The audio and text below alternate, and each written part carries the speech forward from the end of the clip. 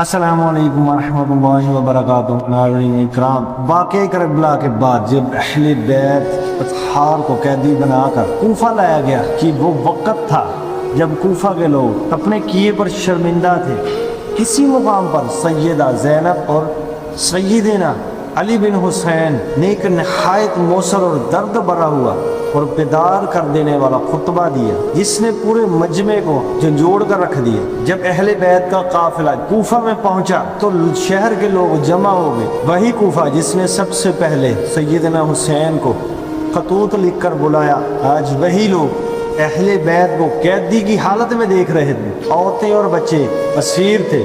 سیدنا زین العابدین بیماری اور زنجیروں میں جکڑے ہوئے تھے، مگر اس کے باوجود ان کا وقار اور جلال قائم تھا۔ سیدنا علی بن حسین نے ہاتھ کے اشارے سے مجمع کو خاموشی کا اشارہ کیا۔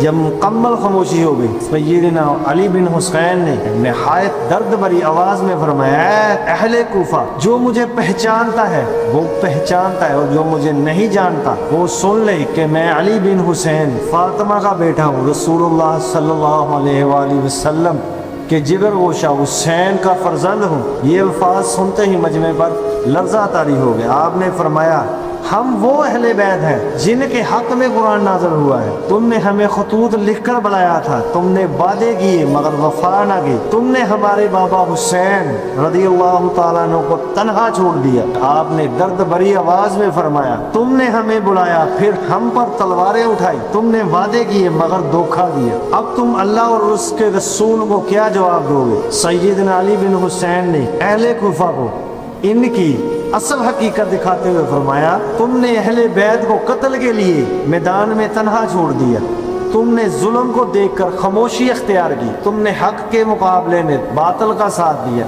یہ الفاظ ایسے تھے جیسے دلوں پر بجلی گر رہی ہو۔ بہت سے لوگ رونے لگے، بعض شرمندگی سے سر جھکائے کھڑے رہے۔ اس خطبے کا اثر یہ ہوا کہ اہل کوفہ لوگ اپنے کیے پر نادم ہوئے۔